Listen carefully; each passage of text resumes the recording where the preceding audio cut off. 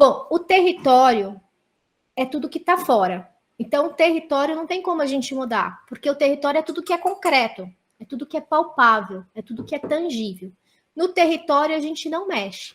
Mas o que, que acontece? Quando eu crio a minha realidade interna, então, quando eu olho para um território, né, eu interajo com o que está fora a mim, através do que eu vejo, do que eu escuto, do que eu sinto, eu crio uma representação e internalizo isso. Isso vira minha representação interna, que é o meu mapa, que é a forma que eu enxergo o mundo.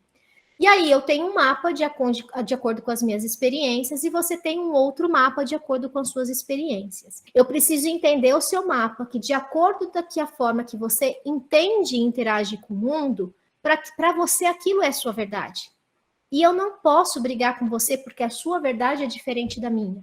Então eu tenho que tentar entender o seu mapa para que eu consiga me comunicar, para que você também me entenda, que a gente só tem pontos de vista diferentes. Os conflitos acontecem porque normalmente a gente quer impor o nosso mapa. O que eu acredito é verdade. E aí eu quero que você acredite nisso também. É onde tem o conflito. Só que a pessoa não tem a mesma experiência que a gente, porque ela vê, ouve e sente de forma diferente. Ela criou uma outra realidade. Então, qual que é a melhor forma que a gente tem? Eu entender o seu mapa, ok, não concordo com ele, mas a gente pode ser feliz assim, não impondo as ideias. Todas as vezes que a gente impõe ideia, impõe forma de agir, forma de pensar, eu estou impondo o meu mapa. Quando a gente tem dois mapas conflitantes, então você pensa de um jeito e ele pensa de um outro. Para você uma coisa é importante, para ele outra coisa é importante. Ou vocês sentam e vocês entendem o mapa do outro, eu entendo que para você é assim, ele entende que para você é desse jeito, e aí vocês vão achar o quê? Um terceiro ponto. Nem para você, nem para ele, mas juntos a gente pode seguir nesse caminho.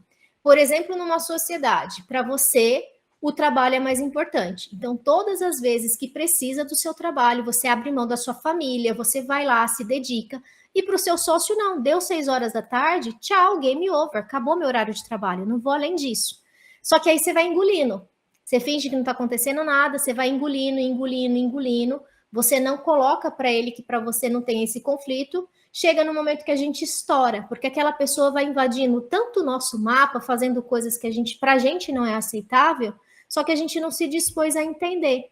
Ele tem uma interpretação, você tem outra. Então, o que vocês têm que fazer? Sentar, entender a interpretação, cada um dos lados, e chegar num terceiro ponto. Quais são as alternativas para que você possa concordar, para que ele possa concordar e vocês possam seguir.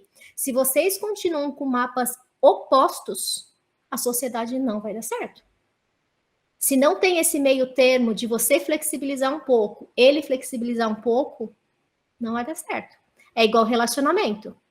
Às vezes, no começo, você vai cedendo, porque, né, eu quero ficar com a pessoa, e você vai cedendo. Aí chega lá na frente, você diz assim, nossa, né, mas agora é inaceitável isso, mas você aceitou a vida inteira. Para aquela pessoa, o seu mapa estava super aceitando aquilo. E aí, de repente, muda, mas não é que você estava aceitando, você estava fingindo uma situação para conseguir se manter naquela relação. Então, a gente precisa saber da forma que a gente cria essa realidade, da forma que a gente interpreta essa realidade. Eu entendo a forma que o outro faz também, e eu tento chegar no meio termo para atender os dois lados.